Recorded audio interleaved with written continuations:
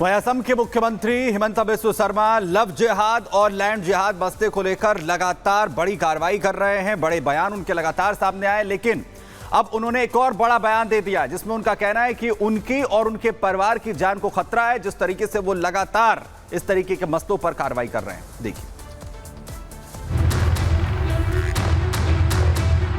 असम सरकार लैंड जिहाद के खिलाफ यानी जमीन की खरीद बिक्री को लेकर नया कानून लाने की तैयारी में है। सीएम हिमंता बिस्वा शर्मा ने साफ कर दिया कि असम में बदलती जनसांख्यिकी के खिलाफ लड़ाई में वो पीछे हटने वाले नहीं हैं और वो असम में घुसपैठियों को रोकने के लिए हर कदम उठाएंगे। लैंड जिहाद के खिलाफ हिमंता सख्त है। उन्होंने साफ कहा कि जमीन की खरीद बिक्री को रोकने के लिए उन्हें कुछ भी करना पड़े तो वो करेंगे। ना वो किसी खतरे से डरेंगे और ना ही हार मानेंगे। मैं क्या कर पाता हूँ, लोग तो माइनॉरिटी बन ही रहा है। अभी लैंड लॉस कुछ लाया हूँ प्रोटेक्ट करने के लिए। देखिए, एक कैंडल होता है, वो तो शुरू नहीं हो सकता है ना। मैं खुद जल सकता हूँ और जब तक जल के खत्म नहीं होता हूँ तब तक रोशनी दे सकता हूँ, लेकिन मैं तो कभी शुरू तो नहीं हो सकता हूँ ना। तो जितना मेरे से हो सकता है मैं कर रहा हूँ। काफी उसके लिए चैलेंजेस भी है, तकलीफ भी है, प्राइवेट पर्सनल काफी तकलीफ है। उसके लिए मेरा फैमिली सबको गाली देता है, लोग अपना भी तकलीफ हो रहा है, लेकिन सहन रहा हूं। असम सरकार ने हिंदू और मुसलमानों के बीच जमीन बिक्री के संबंध पर निर्णय लिया। असम सरकार का कहना है कि जमीन बिक्री को सरकार रोक नहीं सकती, इसलिए जमीन बिक्री से पहले मुख्यमंत्री की सहमति लेना जरूरी कर दिया गया है। कोच राजवंशी समाजखনৰ বাবে অবিভক্ত গোৱালপাৰা জিলাৰ এক বিশাল মহত্ব আছে, কিন্তু এটাকৈ থলুৱা লোকসকলৰ পৰা মাটি এটা বিশেষ সম্প্ৰদায়ৰ লোকে কাঢ়ি লৈ গৈ আজি আমাক নিজৰ মাটিতে সংখ্যালঘুত পৰিণত কৰিছে। ৰাজ্য চৰকাৰে এক প্ৰস্তাৱ লৈছে যে অহা কিছুদিনৰ ভিতৰতে আমি এখন আইন আনিম যে অবিভক্ত গোৱালপাৰা জিলাত কোনো আমাৰ মাটি বিশেষ সম্প্ৰদায়ৰ লোকক বিক্ৰী কৰিব নোৱাৰিব। ये पहली बार नहीं है जब असम के सीएम हिमंता बिस्वा शर्मा ने लैंड जिहाद, लव जिहाद और घुसपैठिए का मुद्दा उठाया हो, चाहे बांग्लादेश से सीमा पर घुसपैठ कर रहे लोगों की हो या फिर असम में बढ़ती विशेष समुदाय की जनसंख्या। हिमंता बिस्वा शर्मा हमेशा हर मुद्दे पर मुखर ही नजर आए हैं। Bureau report, Republic Bharat. वहीं भीलवाड़ा में गाय पर हमले के मामले में आपको बता दें, लगातार हिंदू संगठनों का जो आक्रोश है वो बढ़ता हुआ दिखाई दे रहा है और प्रदर्शन के बाद में अब प्रशासन की ओर से अपराधियों पर एफआईआर दर्ज की गई है। फिलहाल ये तस्वीर भी आप यहां पर देख सकते हैं कि भीलवाड़ा में विरोध प्रदर्शन किस कदर लगातार बढ़ता जा रहा है। गाय पर यहां पर हमला किया जाता है, जिसके विरोध में हिंदू संगठन इस समय सड़कों पर उतरा हुआ है।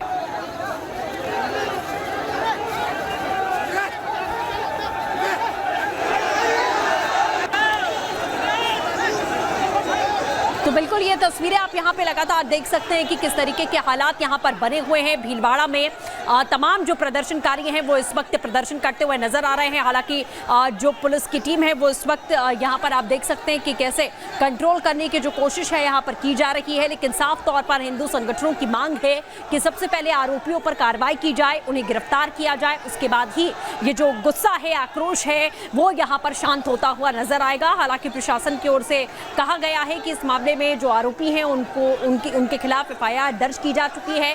गाय पर हमला बोला गया था, जिसके बाद से लगातार ये खबर जब फैली तो तमाम जो हिंदू संगठन के लोग हैं, समय आप देख सकते हैं, वो यहाँ प्रदर्शन करते हुए दिखाई दिए हैं और पुलिस उन्हें रोकने की कोशिश कर रही है।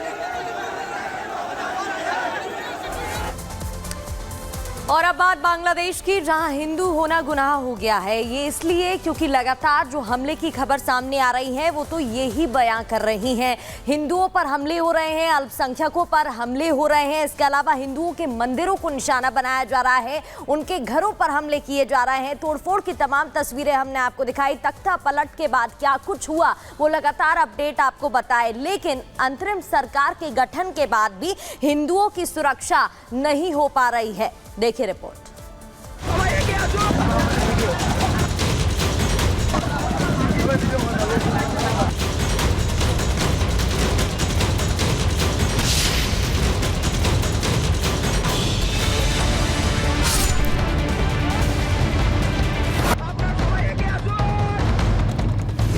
140 करोड़ देशवासियों की चिंता कि वहां हिंदू, वहां के अल्पसंख्यक, उस समुदाय की सुरक्षा सुनिश्चित हो।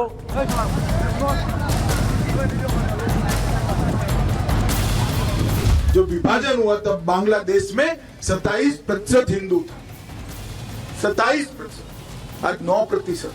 कहां गया?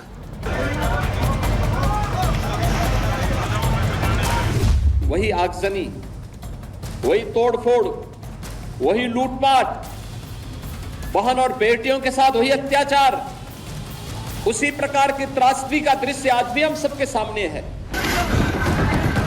घरों में आगजनी, मंदिरों में तोड़फोड़, दुकानों में लूटपाट। बांग्लादेश में अंतरिम सरकार बनने के बाद भी जारी हिंसा का असर सबसे ज्यादा हिंदू अल्पसंख्यकों पर हो रहा है।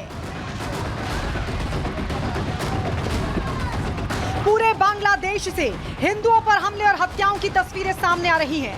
कट्टरपंथी ताकतें चुन चुनकर हिंदू परिवारों को निशाना बना रही हैं। हिंदू महिलाओं को अगवा कर बर्बरता की जा रही है, जिसके बाद बांग्लादेश में मौजूद हिंदुओं के हालात पर भारत में भी चिंता जाहिर की जा रही है। खुद प्रधानमंत्री मोदी बांग्लादेश में हिंदुओं की सुरक्षा सुनिश्चित करने की बात कह चुके हैं। बांग्लादेश में जो कुछ भी हुआ है उसको लेकर पड़ोसी देश के नाते चिंता होना, मैं इसको समझ सकता हूं।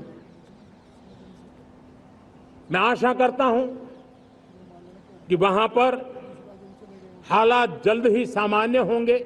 140 करोड़ देशवासियों की चिंता कि वहां हिंदू, वहां के अल्पसंख्यक, उस समुदाय की सुरक्षा सुनिश्चित हो।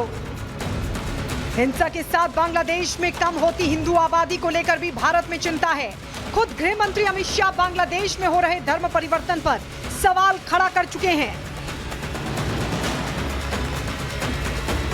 जो विभाजन हुआ तब बांग्लादेश में 27% हिंदू था, 27%, आज 9% है। कहां गया?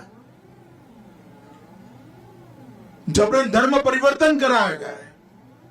27% हिंदू था, या तो वो यहां आए, शरण में आए, या धर्म परिवर्तन कर। क्या उनको अपनी इच्छा के अनुसार अपने धर्मों में जीने का अधिकार नहीं है क्या?